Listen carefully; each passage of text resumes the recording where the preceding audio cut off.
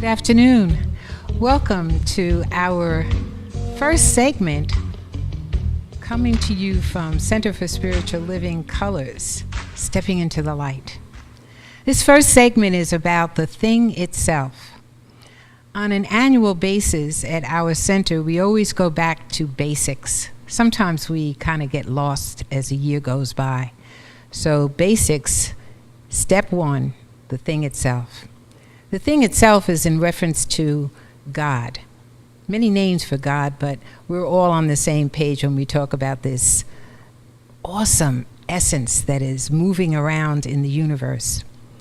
This thing called God, I love the idea of thing because it takes us away from the idea of a man that's standing up in the sky and he's got this long beard and he's judging us and he's limited to human abilities. The thing itself. I always think about the terminology that we're given, that we are made in the image and likeness of God. And when I look at you and I look at me and I look at others around me, I don't see how you look like me. So it has to mean something else. And I began many years ago to think about, what does that mean? We are all made in the image and likeness of God. That means I have to take it away from this physical form and take it down a little bit smaller. My background is that of biology, so I'm a scientist at heart. And as I thought about it, and I thought about what is in everything, and it's the same, I came up with the idea of energy. Energy is found in all things, even in the so-called inanimate. There is energy. And that energy has a certain intelligence.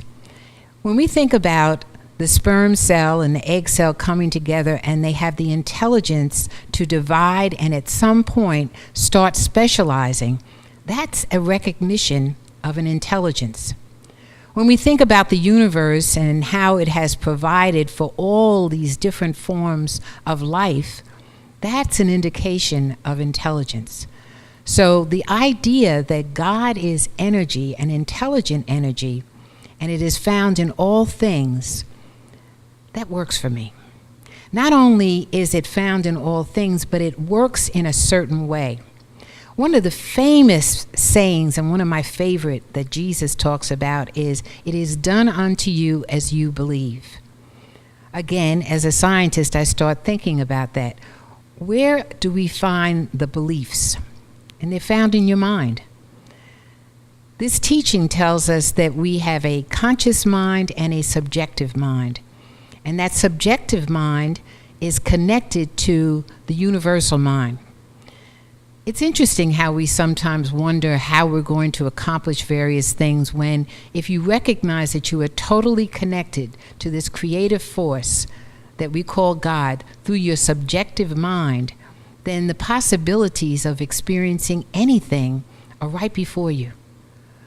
When we look at how things are placed on this planet and how everything interweaves and works together, and we have the audacity to question the small things that we choose to experience and whether God can do it, it's kind of silly.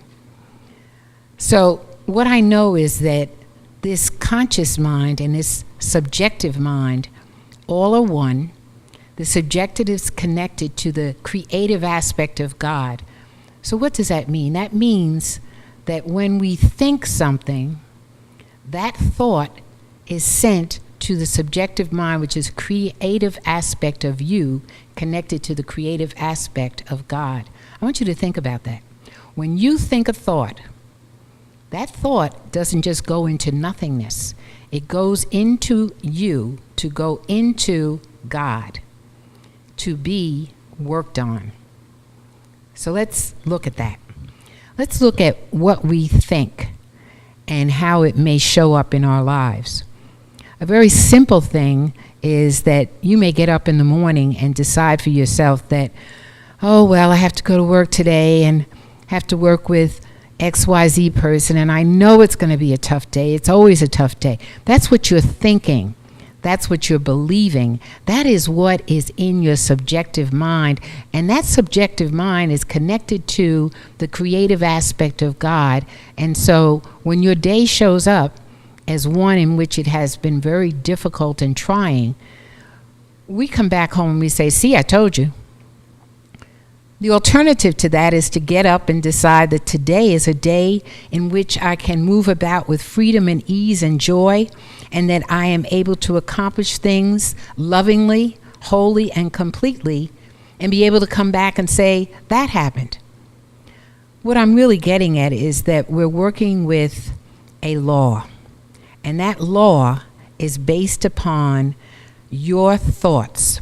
Whatever you think becomes the law of your life.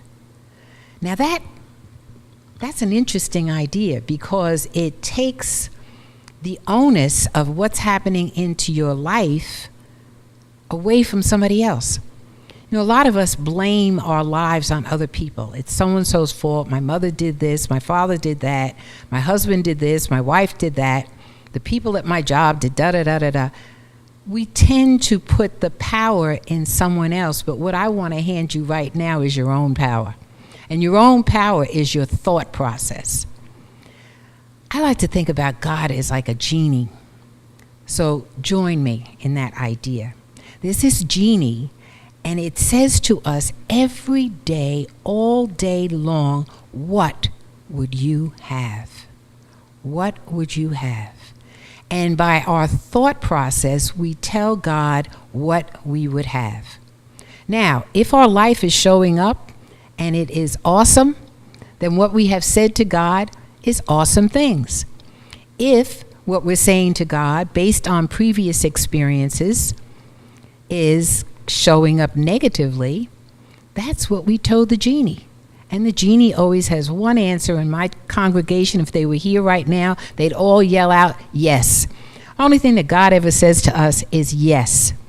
So this idea of the thing itself and us being totally connected to the thing is what I would like to share with you right now. We are taught that God is out there somewhere. But what I want you to understand, when we embrace the idea of this intelligent energy, that this essence is not only out there somewhere, it's right within us. It moves within us. There's something in the Bible that says, I will come before you call. Why? Because as you think something, God hears the thought and begins to work on what it is that you're thinking. You don't have to open your mouth up. It's more powerful to open your mouth, but your thought is automatically received by that which has created you. You are a part of that creative essence. Whatever it is that you're choosing, whatever it is that you're believing, whatever it is that you're saying to yourself, you literally are saying to God. And God says what? Yes. So what I want to share with you this morning is that we have not been created to suffer or to be in bondage. We have a way out. And I'm going to share the secret. The secret is your thought process. You have to begin to identify what it is you are thinking. And if you are thinking stinking thinking, you end up with a stinking life. If you are thinking sweet, whole, beautiful, wholesome ideas, that is what shows up in your life.